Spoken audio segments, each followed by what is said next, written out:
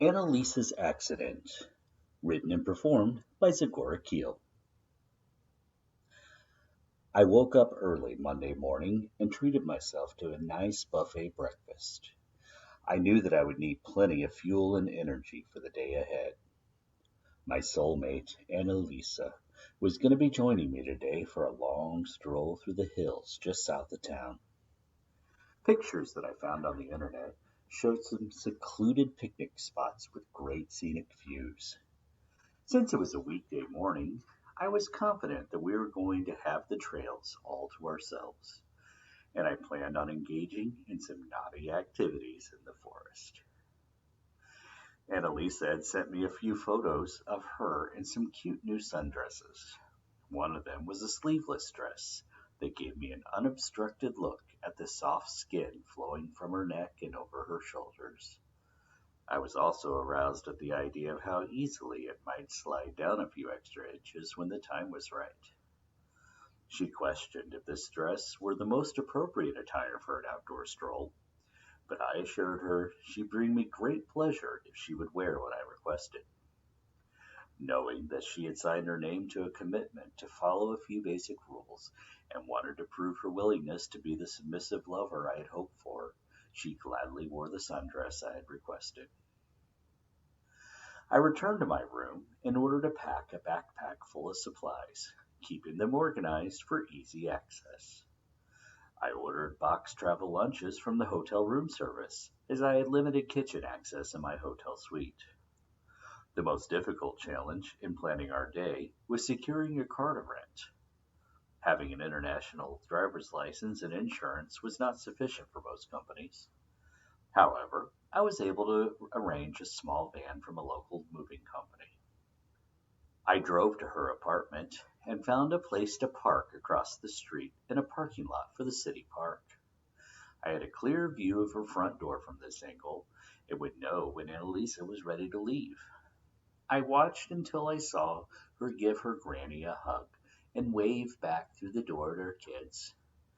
It was kind of her granny to come spend the day with Annalisa's kids so they would be cared for while I stole her away for the day. I pulled out of the parking lot and drove closer to her. I shouted out the window and waved so she didn't think she was about to be abducted by a guy in a white van. I wondered if she would want to roleplay that someday in the future. We had about an hour drive before we reached the entrance to the nature preserve where the trails were located. We made a quick stop in the Welcome Center so I could get a trail map and use the restroom. I urged Annalisa to use the ladies' room, but she declined in spite of my attempt. As I continued to look through the information flyers, she began reaching to my side and tickling me. I gave her a stern look and shook my head at her, hoping she would get the clue that I did not want to be tickled. I walked over to the counter where an employee was stationed to help visitors with information. I showed her the map and asked about the best places with great views and picnic tables. She circled 3 different spots and pointed out where to go in the parking lot to get to the entrance of the trails leading up to them. She commented to me, "You guys picked a great day to go for a hike. Not only are the skies clear and the temperature perfect, but you'll probably be the only people to be in the entire park today." I thought to myself how perfect that sounded. While in thought, Annalisa came up and tried to tickle me again. I was happy she wanted to be playful, but I had told her in the past how much tickling annoyed me and how negatively I'd react if she attempted it. I looked at her and said, "I covered this before, or so I thought. I do not like to be tickled at all. You're going to put me in a bad mood if you continue. I hope you'll respect that." "Yes, sir," she replied right away. I hoped this was the end of the conversation and we could move on to having a great day. We decided to challenge ourselves and go on the longest path with the best views. I ensured that I had our food and my backpack and then locked the van.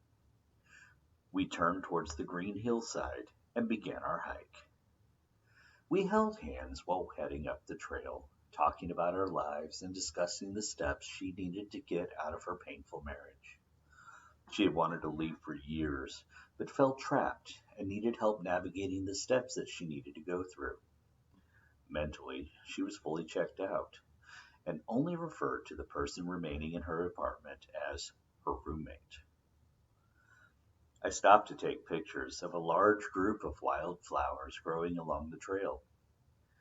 Right as I had my camera focused and was about to snap the photo, Annalisa thought it was a good idea to reach into my armpits and give them a poke. I instantly froze, trying to contain my irritation. I looked at her and said, 10. 10? She said curiously. What is 10? The number of swats I'm going to give you at the top of the hill before you may eat your lunch, I explained. She looked at the ground and whispered, Oh, sorry, master. I thought to myself that it appeared she really understood that she was pushing my buttons, and that I really was not going to bend her over and deliver what I promised if she would resist her sudden urges to tickle me. I refocused my camera and took the pictures that I'd been trying to take moments ago. About a quarter mile further down the trail, we came upon the first scenic outlook, fenced off with a wooden fence so you couldn't get too close to the edge. We leaned on the fence out at a waterfall cascading down the hills on the other side of the valley. The trail of water working between the green trees while falling to create a cloud of mist on the ground was an incredible sight. I reflected out loud on the gifts of beauty that God had bestowed on earth for us to marvel at. Annalisa wrapped her arms around me as we enjoyed the view, until her hands made it up my shirt and just above my hips. I could feel her fingers wiggle and poke at my side, as if she thought I'd suddenly decide that I wanted to be tickled. Okay, 25, I told her. No, please no, Annalisa begged. I promise I'll stop. For both of our sakes, I hope so. Let me make this as clear as I can. Getting tickled doesn't turn me on or get me excited. It makes me angry, and I don't like the feeling of being angry with you. We continued up the path hand in hand, listening to the birds chirp, pausing to point out one if we noticed where they were hiding in the trees. I enjoyed every minute of our time in nature. I was getting a bit sweaty and knew that we needed to stop and get a drink of water. There was a tree stump along the path that I was able to set my backpack on so I could fish out the bottles of water that I had purchased earlier. I took a few large drinks and placed the bottle back into the bag. I reached over to Annalisa so I could place hers back in as well. I was surprised how thirsty she must have been, as she handed back a completely empty bottle. With my back turned to her, repacking the bag, I could feel her reach down below the hem of my shorts and tickle the back of my knee. I jumped a bit, as she actually found a spot that really did tickle. I wondered if she was more of a masochist than she was admitting to be. You're now up to 50. Want to go higher? I asked her. Master, I just couldn't help myself. Please, only give me half of those, okay? I'll be good, I promise, she said with a grin. I turned away and said, I'll decide before we eat. I found myself lost in thought as we proceeded further up the trail. I thought about how turned on I'd get when spankings intermingled with sex, as that had been the only time I'd ever inflicted force on the backside of my beautiful girlfriend. Was she in the mood to get spanked today because she wants to get me aroused? Was she choosing to push my buttons to initiate sex? Because I could give her a whole list of ways to turn me on without having to make me angry. After a couple of hours walking up the trail, we reached the top with views in every direction. The stretch of landscape meeting the horizon was enormous and awe-inspiring. Anelisa and I stood with our arms around each other, looking out for several minutes before I turned and gave her a long, deep kiss. Now, this was the physical love I enjoyed the most with her: hugs, kisses, and long embraces. I walked over to a picnic table tucked under an umbrella of trees and set the backpack down. I pulled out a tablecloth and spread it out. I turned to look for where Annalisa had gone off to, and found her under a tree looking at a field of wildflowers just below her. I walked over to her and told her we needed to take care of some business before lunch. She turned around and gave me a smile that reminded me of a person who was plotting mischief. "No problem, master, but I have something for you first," she told me. She put her hands on my hips and gave me another kiss. While I was distracted with her lips, she reached both her hands up and poked me in the armpits again. She quickly started giggling, proud of herself and thinking she was going to get away with it. Not finding anything amusing, I said, "Obviously, the threat of a spanking was not enough to make you realize that I was serious. I have a much better idea. Stay right there." I walked over to the picnic table and grabbed my backpack. I returned to the tree where Annalisa was waiting for me. I pulled out 2 lengths of rope and grabbed her left wrist. I quickly wrapped her wrist with one of my favorite knots, using one end of the rope, and tossed the other end over a tree branch to the left. I pulled the loose end of the rope back towards her wrist until it was tight. I secured the rope so Annalisa would not be able to free herself. Before she had too much time to react, I took her right wrist and bound her to another branch on the same tree. She stood there with her arms stretched out to either side, wondering what her fate was about to hold. "Since you find tickling to be so much fun, I thought you would enjoy it if I tied you up and tickled you," I informed her. Her smile showed how much this delighted her. I ran my fingertips from her elbows on the underside of her arms until they made little circles in her armpits. She laughed, twisted, and turned as I continued my gentle touch. Knowing she likely had ticklish spots all over her body, I continued to explore with my hands. I stood in front of her very closely and reached my hands below her dress, lifting it to her thighs while I tickled the back of her legs and her knees. She bounced up and down while her legs were being tickled, and I began to notice how her breasts were jiggling with the bounce. I slipped my hands into the elastic trim of the top of her sundress and pulled it down, exposing her breasts for Mother Nature to see. I reached back down below her dress to tickle the back of her legs again, as well as her lower butt cheeks. Annalisa went back to bouncing around, fulfilling my hopes of watching her breast dance before my eyes. I slid the top of her dress all the way down to her waist and began tapping on her sides like there were imaginary keyboard buttons on her skin. She twisted and turned back and forth while I tickled her sides, flinging her ample bosoms to the left and right in unison. I lifted the top of her dress most of the way back up, tucking the band neatly under her breast, still allowing them to stay out for me to view and enjoy. Then I proceeded to lift the front of her dress and tucked it in the same band, leaving her panties in full view. I slid them down to her ankles and helped her step out of them. Still kneeling down, I proceeded to seek out her clitoris with my lips to give it a thorough tongue massage. While I could tell that Annalisa was enjoying this immensely, she suddenly began to beg me to stop. "Master, please stop. Master, I can't take any more," she pleaded. "I don't remember you stopping when I asked, do you?" I said to her. As I continued to orally stimulate her tiny love button, she continued to beg. Finally, she screamed, "Master, you're going to make me wet myself." I remembered at that moment she had both refused to use the facilities at the Welcome Center and had chugged an entire bottle of water when we stopped to rest.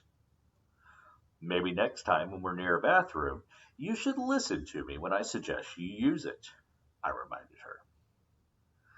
Now, me and my stubborn foolishness kept tickling poor Anelisa while standing a mere 6 inches in front of her. I suddenly heard her scream, "Master, please, no! Move, Master, now!" Before I had time to react at all, I felt a hot gush of water cover my stomach and pants. I froze in place and stared at Annalisa. She was completely unaware of the look I was giving her, as she just stood there with her eyes closed, partially holding her breath, waiting for my reaction. I walked to my bag and pulled out some tissues. Standing in front of her, I first wiped a tiny teardrop that was peeking from the corner of one of her closed eyes.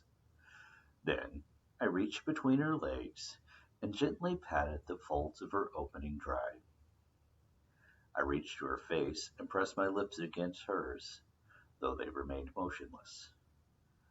I pulled the hem of her dress out of the elastic band of the top and brushed it down to the proper place, and lifted her top back over her breast, returning her modesty. I could feel her begin to relax her body once again. I then took off my shirt and shorts and laid them on a fence post, hoping the sun would help them dry.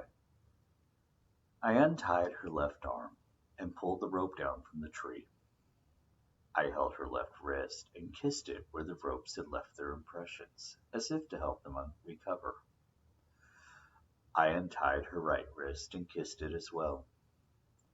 After the ropes were both neatly packed away, I took Annalisa by her hands and led her over to the picnic table. I stood in front of her and lifted her downward pointed chin so she would look me in the eyes. "Annalisa, you are silent. I can feel your emotions twisting and turning inside your head. Please share them with me," I insisted. "Master, I feel ashamed. I'm embarrassed. I just couldn't hold it anymore. But I'm also full of emotions from being tied up and tickled. I couldn't help but wonder if I was being punished or pleasured. I was waiting for you to turn me around and spank me, but instead you almost made me have an orgasm. I kept wondering when I would react like I normally do in tough situations and start putting up my walls. I've put up so many walls to guard myself from being hurt. But somehow, putting me in this personal, embarrassing situation, you were able to get me to ignore my walls and actually feel loved. It's like I peed my walls away. I love you so much. You could have made me suffer, but instead, I gave you an unexpected and, well, unpleasant surprise. But instead of being angry, all you did was clean me up. When you did that, all I wanted to do was kiss you and make you know that you can use my body for your pleasure anytime you want it. But I didn't actually know how to put that into words. And now, I just want you to promise that you won't stomp on my heart and will take care of my mind and my body. I will do as you ask of me, as long as you always feel my needs as well." "I promise to take good care of you, Annalisa. I love you and will strive to be the best man I can be with you. Only with time can I demonstrate that to you, and I hope we have a lifetime together to continually show you my love. And I promise to take it more serious when you tell me that I'm doing something that's pushing your buttons too far," she said. "But if I do, I think I'd rather you just give me the spanking." "It's a deal. Now, are you hungry yet? I'm starving," I asked her. We sat and ate the meal that I brought along. I don't even remember what the food tasted like. I was too focused on thinking about my love for Annalisa and the way she opened up for me. When we finished eating, I packed away what was left of the meal and sat on the picnic table. Annalisa stood in front of me and asked, "Is there anything else you'd like to do with my body? It's all yours. Though I have suggestions for what I'd prefer you to do." I pulled her close to me and asked, "Would this be on your list anywhere?" as I kissed her.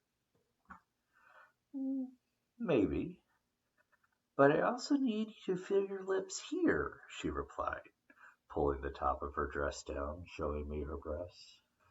I traded places with Annalisa and sat her down on the end of the table. I began to kiss and suck on her perfect large breasts, holding them in my hands to lift them together facing in my direction. While her nipples were filling my mouth, I could feel my own erection growing inside my boxers. I slipped them to the ground to free my hard cock to the world. I stepped up onto the picnic table's bench and guided Annalisa's mouth to its head. She gripped it at the base with her hand and placed the tip inside her mouth. She licked the shaft and took its entirety in her mouth, moving her lips from the top down to the bottom. I carefully stepped down from the bench and positioned myself between her legs. I laid her back onto the surface of the table and lifted her dress, exposing her wet pussy to my face. I placed my mouth between her legs and licked and sucked her clitoris for several minutes. I stood up and slid a condom on my hard erection before lifting her legs into the air, placing each one over my shoulders. I gripped her thighs and moved in close, plunging myself deep inside her open hole. Annalisa moaned to the world, letting go of any mental barriers that she still clung to, as we made love at the top of the hill. Surrounded by nothing but a swift breeze and the sound of rustling leaves on the tree, we each screamed with fulfilling climax. Though we were exhausted from our hillside activities, we knew it was time to descend back down to the rest of the world. Even though I was wearing moist clothes, our walk down the trail was a duet of love, as we remained hand in hand, refusing to let go, unless we paused to give each other another kiss. We were thoroughly exhausted by the time we reached the parking lot. I set my backpack in the van and headed toward the Welcome Center entrance. Annalisa stopped me and asked, "Why are you going back in there? Your clothes are still soaked. Don't you already have enough maps?" I looked at her strangely and said, "I just need to use the restroom. I would highly recommend you come inside and go as well. It's a long drive back to your house." "Yes, sir. I'm not arguing with you this time, master," she replied as she followed me inside.